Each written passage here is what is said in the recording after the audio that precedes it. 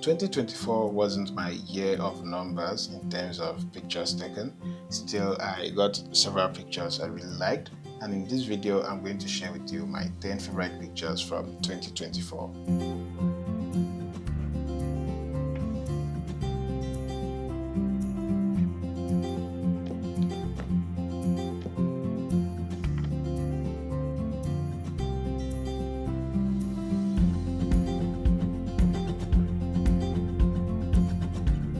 Coming at number 10 is this dog iFly, and as you can see, they have crazy eyes. So yeah, that's where they get their name from.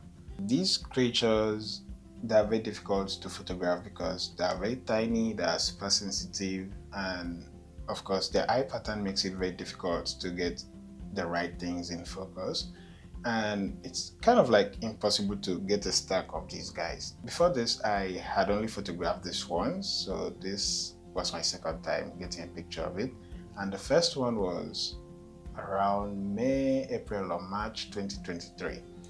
This was a better picture, or let's say this is a better picture than that one, and I just like the way the leaf has this pattern that just makes it seem very artistic and all of that. And overall, getting a picture of these guys, it's very rare, and this came out very well. So yeah, it's number 10. Might be tiny, but it's that special to me. Now at number 9 is this mosquito sucking Lana's blood, and why this is very special to me is because I had wanted to do this. I had only done this once, and that was when I was still shooting with the phone. That was 2022. It was on my hand and I used my phone to get a picture of it. I wanted to do it with a phone because, with a camera I mean, because I knew it would be sharper and just more professional. So on this day, Lana spotted this mosquito on her leg, and naturally, you just want to kill it immediately, but she didn't. She called out to me, which I thought was very kind and amazing of her too. And when I got closer, I discovered the mosquito had not filled up its belly. So I told her to wait a little bit for the mosquito to fill up, and she did, which of course was even super kind. Yeah, no jokes, no love, super kind. It was very super kind, and I got the shot. So yeah, I really like this one, and I call it the blood sacrifice. As you can see, there's blood, real blood. It's like WWE. Yeah, so next one. Now this one is very contrasty, let's call it that way. Dead gecko, living fly. Kind of like circle of life, right? This image was inspired by Javier. So I saw one of his pictures which won a competition, and it was a gecko with ants all over the eyes and kind of like mouth. And I wanted something similar. The only kind of similar shot I had then was a dead wolf spider surrounded by ants. And I think I've had that like twice or so. So I needed one that would involve a gecko. And I just totally forgot about it because 6 months had passed and I never got the shot. So on this day when I saw this housefly on a dead gecko, I was like, wow, this could be my chance. And so it was, even though it was very difficult because I spent like 10 minutes trying to get this shot, and I took so many pictures that just did not work out. And the reason why is because I needed a picture that would get the eye of the fly and of the gecko in focus. The fly was very unstable, just like my mental health, but don't tell anyone. And well, in the end I was lucky to go away with 2 shots. This one is the wider version. I do have the closer version, but I seem to prefer this one to that one. And this is 8th favorite picture of 2024. And we move to the 7th one, which is this spider courtship ritual dance. I wouldn't have known what was going on here without my foreign friends, Australian friends to be more specific, because they're the ones really enjoying this. Flynn Prowl and Michael, Instagram linked. They post so many pictures and videos of peacock spiders doing the courtship ritual dance, and without them I wouldn't have known what this is. I would have just thought, oh well, he's having fun. you know. So this is the male one, and this one that isn't in focus is the female one. This male one is trying to impress the female one by dancing and hoping he gets lucky. I mean, humans do that too, right? Yeah. So I really like this scene, and I didn't even know that normal spiders, normal jumping spiders, do this too. So I was really excited I got this shot. And this isn't a straight stalk, it's a stalk that's growing up, and I pointed my camera down to get the shot. So this is a standing stalk, and I'm pointing my camera down to get the shot of them. And yeah, this is number 7. Quickly, I move on to number 6, and yeah, it's what I love the most: frog. Not just frog, 2 frogs. And you know what they're doing? Very fun thing, right? So yeah, this is number 6. And I have a very funny story for this one, and it's how I put my leg into the swamp. Now, I didn't know it was that deep. It got to my knee. I mean, that the water was into my boots and everything. And to even get the shot, I had to put my elbow in water again because I was still too tall for them. But it was all worth it because, yeah, it's a frog, not just a frog, 2 frogs, and they're doing something special. So I really liked it, and I like how the shot came out. I had other shots of it from the side, and yeah, but I think this is my favorite one, just looking at them eye to eye. The male probably seems exhausted or maybe too excited, you never know, but I just like the shot. So I move on to the next one, and it's this dream capture of mine. Now, the first time I saw a frog with the vocal sac out was also on Instagram. Of course, Instagram may not be the best platform for photographers right now, but let's be honest, it's a very good platform for inspiration. And maybe if you have a large following, it could still be your best platform. So I saw it on Instagram way back in 2022. And I was like, damn, I've never seen a frog this way in real life. I'd like to get a shot of this. So finally seeing this real life photographic goal of mine and then being able to capture it made me very excited. This was the first shot I got that day, and there were a lot of frogs there, so I just knew that, oh boy, it's going to be a very good day. Very beautiful, right? Yeah. And it's over here. I have it framed. So yeah, I move on to the next one, which is, oh, this one is very special. Yeah, she was the one that let the mosquito bite and suck her blood. And this is very special to me because there's this favorite photographer of mine, Four Corners Photography. She snaps humans and animals. I mean, that's like paradise, right? Humans and animals in one picture. That's really special, to be honest. And she just does it in a way that's so adorable. Now, since knowing her, I think like 3 years now, I've wanted to do something similar but with insects. And I've never really had the chance to do that, or I've never really tried doing it. This was very random. We were just having fun, and she spotted this mantis and was like, why don't we get a picture with the mantis? I'm like, okay, oh well, oh yeah, I'm not really taking a picture here. I'm just like capturing a moment. But that moment turned out so well that it's not just one of the pictures in my gallery, but it's now my third favorite picture of 2024. I mean, that's crazy, to be honest. I really like how the mantis and Lana interact here, and I mean, that just makes this very beautiful. Then the emotions and everything. I didn't expect this to be this good, and I'm not sure I even photographed it to be good. I just, yeah, I'm capturing the moment. Look what we have here. Magic. Number 3, look what we have here. Another frog. Frogs.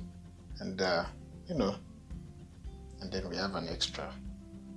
That's invasion of privacy, to be honest. But this is just what makes this picture so outstanding to me.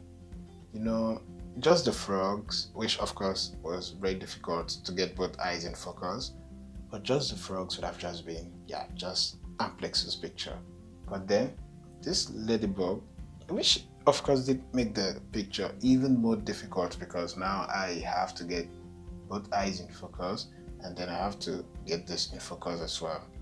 It made the picture more difficult to capture, but then better, more rewarding, or greater. And it's the main reason why this picture is here, because I mean, you could easily find two frogs on each other, but you are not going to find this. At least it's going to be difficult, and then having to have all of them in focus and all of that, yeah, that just makes it even more difficult. So yeah, I like this picture, and it's number 3. Yeah, we move on to number 2. I'm very quick, right? And number 2 is this one, which is very special to me. Now, I have this series of pictures I like posting, which is called The Conqueror, and it's all about spiders with prey. And I also have another one, which is Mother of Nations. It's all about spiders with babies, or SAP, baby stuff, The two series combined, that's so special, to be honest. But it's not the only special thing about this shot. Let me tell you the most special thing about it. My first Conqueror picture had a tiger beetle as the prey. So that is why this is super, super special to me, because I'm now having the original Conqueror, and then a Conqueror, and then Mother of Nations in one picture. And to be honest, this is very difficult to photograph. So difficult to photograph, difficult to edit. And that all adds up to why this is very special to me. And of course, this is a very rare scene. It's very rare you find a spider with a tiger beetle. And if you want to think of it as super, super rare, think of it as finding a spider with babies with a tiger beetle. All these things combined, it's why this picture is here, and it's number 2. And I feel if I made a list of my all-time favorite pictures, this picture would definitely make top 5 of that list, maybe top 3. I'm that sure of it. So we move on to number 1, and drum roll, please. Which one could it be? Are you thinking? And yeah, we have it. So it's this snake, and let me just get the special thing about the snake out of the way first. Or should I say, let me just get the photo aspect of it out of the way before the story behind it. Yeah, I like the fact that it's curled up, and I mean, that's fine. And then the patterns, and this looks like fire, right? Fire on the skin of the snake. Yeah, makes it nice, But would this be enough to make me put this as my favorite, number 1 favorite picture of 2024? Because let's be honest, I feel of all the pictures from, let's say, from top 4 or top 5, I feel this is the easiest one I could replace, because maybe next year I find another snake and I decide to do a top-down shot of it. And let's say it's a snake with more detail on the skin, on the scale, I mean, not the skin, or maybe just has a very fancy color or eye or stuff like that. I just consider it better than this one, right? Yeah, I mean, that's true, but for the time being, this is the only one we have. So it's number 1 because I feel it's very risky to do this. It's very risky to photograph a snake, especially when you're using a macro lens and not like a telephoto lens. And I always appreciate myself for doing this, because before getting into macro wildlife, or let's say before last year when I had my first snake capture, I hadn't encountered a snake in like 5 years, so my knowledge of them so low. But after several times of capturing them, I got to gain knowledge and experience just how to work with them. And I think that's really great, because I go out in the bush alone, find them alone. Not that I'm always actively looking for them, but yeah, sometimes I'm actively looking for snakes, which of course I don't find when I'm actively looking for them. So yeah, and the fact that I'm not doing this with a tour guide or someone who's experienced to like guide me on how to do it, I think it's just brave to always do that. And for this one, I did get a 1:1 shot of it, from the side and of course face to face. And I decided to try this top-down version, which I think is very bold to do. I don't know. It seems like the safest of all 3 I tried, but at the same time, I feel it's the one that takes the most guts to do. It's like, you just decide to have a bird's eye view of the creature itself, and yeah, it's nice, but at the same time it could seem silly, you know. But yeah, here we are, and we have this beauty, and it's a favorite picture of 2024. So it's worth the risk. Besides, we've taken a lot of risk already, the mosquitoes and all of that. So yeah, a risk like this is a risk I approve. I mean, that's just the truth. So yeah, that's it. That's top 10 favorite pictures of 2024. But for a honorable mention, I'd like to include this. This picture of, I call it the tattooed frog, or should we say the giraffe frog?